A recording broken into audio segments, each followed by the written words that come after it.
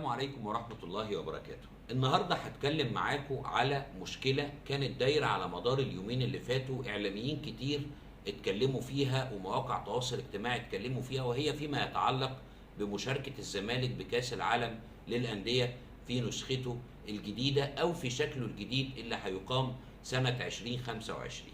البعض اتكلم وقال إن الزمالك هيشارك باعتباره وصيف نسخة 2020، والبعض الآخر قال إن المعلومة مغلوطة والزمالك لن يشارك سوى في حالة وحيدة فقط. النهاردة أنا هكلمك على اللائحة بتقول إيه وأحطك في الصورة بشكل كامل عشان تبقى عارف الوضع ممكن يمشي إزاي. طبعا كلكم عارفين إن كأس العالم للأندية اللي هيقام في نسخته القادمة هو آخر نسخة هيقام فيها على النظام القديم، اللي هو بيشارك فيه إيه؟ بيشارك فيه 7 فرق اللي هيقام في المملكة العربية السعودية بمشيئة الله. بعد كده او النسخ اللي بعد كده بدايه من نسخه 2025 هيشارك الانديه بالنظام الجديد لكاس العالم للانديه، اللي هو ايه النظام الجديد؟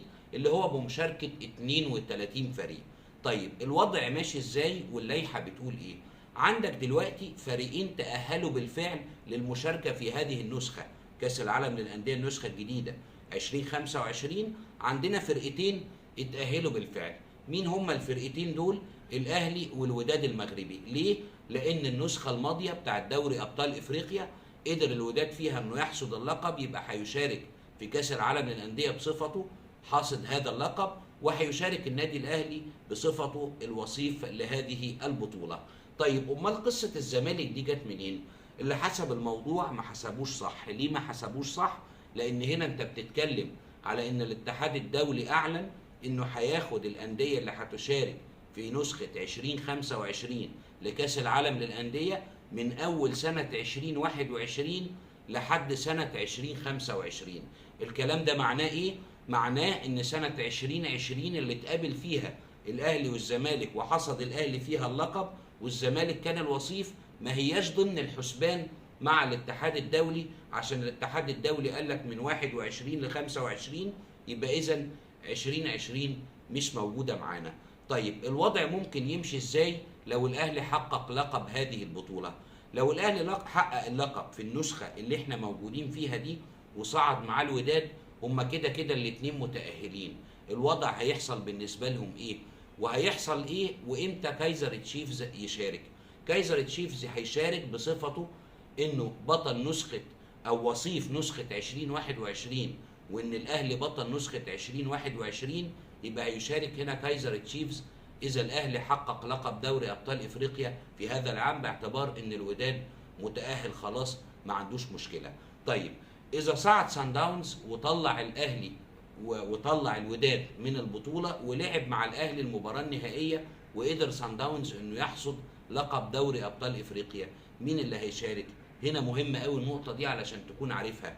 احنا اتفقنا خلاص اهلي وداد الاثنين تاهلوا ما فيهمش مشكله، وكايزر تشيفز هيلعب في حاله لو الاهلي حصل على لقب النسخه الحاليه. طيب اذا سان داونز هو اللي حصل على النسخه وانت بتتكلم على ان الاهلي والوداد الاثنين خلاص متاهلين، هنا هناخد كايزر تشيفز؟ لا، هناخد مين هنا؟ هناخد فريق من الفرق المتاهله للمربع الذهبي. يعني ممكن جدا الترجي يشارك في هذه البطوله، وارد ان هو يشارك في هذه البطوله اذا تحققت الحاله اللي انا بقول لك عليها. طيب الزمالك ما عندوش فرصه خالص ان هو يشارك في كاس العالم للانديه في نسخته الجديده وفي الشكل الجديد. عنده فرصه لكنها فرصه وحيده فقط لا غير. ايه هي الفرصه دي؟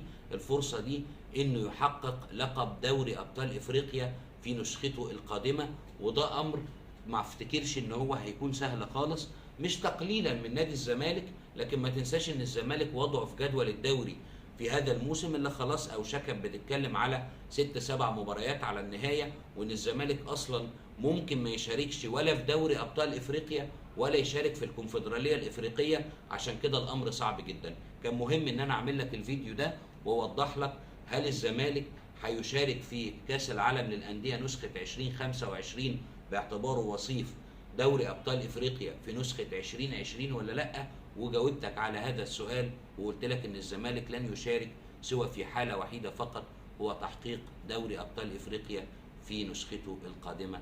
اشوفكم في حلقه جديده.